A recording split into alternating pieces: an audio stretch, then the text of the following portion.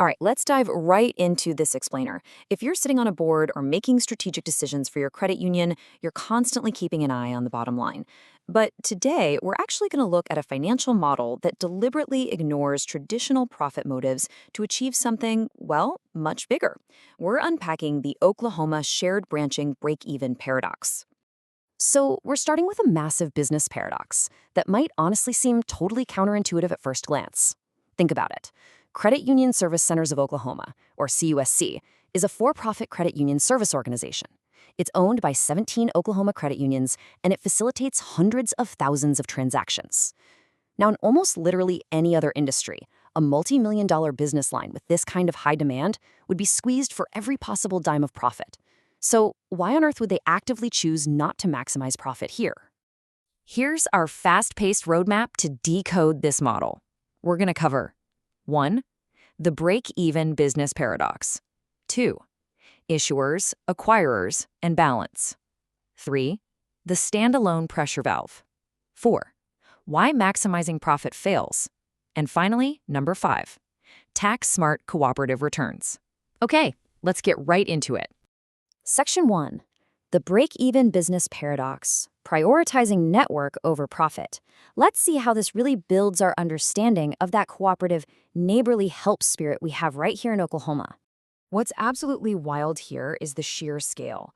Through Valera and the Co-op Shared Branch Network, this cooperative spirit gives credit unions a footprint larger than Chase, Wells Fargo, or Bank of America. No joke. We're talking about 5,345 branches coast to coast. For a local credit union in Oklahoma, being able to offer this massive nationwide access to your members is just an incredible competitive advantage. But it only exists because of a very specific mindset. The core objective here isn't squeezing out every dime.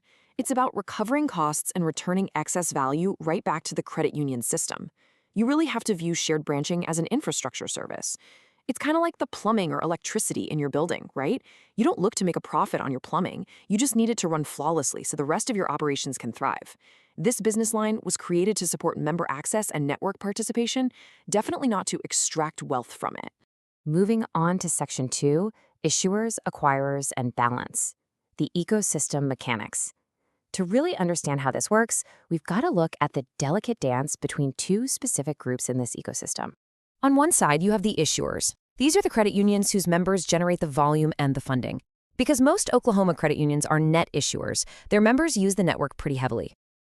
On the flip side, you have the acquirers, credit unions like Tinker Federal Credit Union, Focus, and TTCU. These acquirers actually open their doors to provide that neighborly help to guest members. And of course, they need to be compensated for providing the service. So when an outlet branch serves a guest member, they receive a $5.25 verification fee. And this number isn't just pulled out of thin air. Serving a guest member requires staff time, facilities, strict security procedures, and real operational resources. Even as digital banking skyrockets, those face-to-face transactions, for things like immediate cash, complex problem solving, or handling financial hardships, those are still absolutely critical.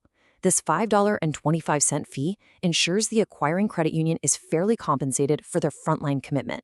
Meanwhile, the 5 standalone CUSC locations receive $7 per verification. You might be asking why the difference. Well, it's because these 5 locations exist solely to serve this network. They literally have 0 members of their own. Because of that $7 fee has to completely cover their total facility costs, dedicated staffing, technology, cash management, the whole shebang. It covers all the overhead required to run those centers 7 days a week. That brings us to Section 3, the standalone pressure valve, protecting the outlets. You might be wondering why those specific standalone locations are so heavily funded. Well, this is arguably the most vital component of the entire Oklahoma model.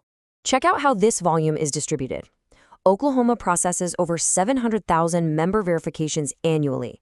The 150-plus outlet locations handle about 67% of that volume. But those 5 standalone locations, they act as a massive pressure valve, absorbing a whopping 33% of the state's transactions. To put that into perspective, that's 230,000 verifications. They're strategically positioned in heavy traffic areas like Midwest City, The Village, Yukon, Moore, and Norman to handle high concentrations of activity. If those standalones closed, nearby branches would be absolutely crushed. Just imagine closing the Yukon standalone, for instance. Roughly 3,500 transactions a month wouldn't just vanish into thin air. They'd flood right into nearby participating outlets. We're talking about an extra 6 guest transactions every single hour. And since a typical shared branching transaction takes about 7 to 10 minutes, member wait times would just skyrocket. Frontline staff would face immense burnout, and ultimately those overwhelmed acquirers would just throw their hands up and leave the network, breaking the ecosystem entirely. So the standalones don't compete with outlets, they protect them. Compare the $500,000 annual operating cost of a standalone location to the staggering $1.6 million it costs to run a traditional branch.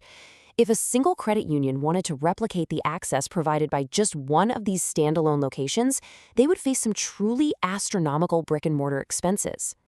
Instead, this shared model saves everyone millions. 30 participating credit unions collectively fund the $2.5 million required for all 5 standalone locations. And the beauty of this system is that you only pay proportionally for what your members actually use. If your members never use it, hey, you pay nothing. If they use it frequently in Norman or more, you pay a tiny fraction of what it would cost to build and staff a facility down there yourself. Section 4. Why maximizing profit fails, the collapse of the network. Pushing for traditional corporate profit margins is a terrible idea for this specific model, and here is exactly why. As this quote perfectly emphasizes, the product is the network. You aren't selling individual transactions, you're maintaining a statewide and nationwide cooperative lifeline. Every single pricing decision has to be evaluated on one simple metric. Does this strengthen or weaken the network? If you hike fees just to make a quick buck, you set off a really dangerous chain reaction. First, you price out the issuers who are already bearing the costs. As they leave, the total volume drops. This means the fixed cost of the network must now be spread across even fewer participants, driving prices up even further. Meanwhile, if you try to make up the difference by pushing way too much volume to acquirers, you burn out their staff, and then they leave too. It's a total death spiral. Maximizing profit fundamentally unravels the whole cooperative ecosystem. Finally, Section 5, Tax-Smart Cooperative Returns, Giving Back. So, what actually happens when this break-even model accidentally generates a surplus? Well, because they aren't trying to hoard cash, they have a pretty fantastic solution. Instead of hoarding that profit, they use a really tax-smart strategy. Historically, excess revenue is issued as non-discriminatory rebates directly back to the credit unions that paid for the service. This brilliantly reduces CUSC's taxable income. More recently, the board has also directed these funds into charitable credit union foundation initiatives. It's just a perfect alignment with the cooperative principles of the credit union movement, giving back rather than just extracting. I'll leave you with this provocative thought to take back to your board. Does your credit union receive more value from this $2.5 million cooperative network than it would cost to build that access yourself? The true value of shared branching isn't the direct revenue it generates on a balance sheet, it's the massive, solo infrastructure costs it allows you to completely avoid. No single credit union could easily replicate a 5,300 location network, complete with extended hours and weekend access, on their own. By operating at break-even and prioritizing the health of the network over profit, Oklahoma credit unions have built an indispensable, sustainable lifeline for their members. And for sure, that is a brilliant business strategy.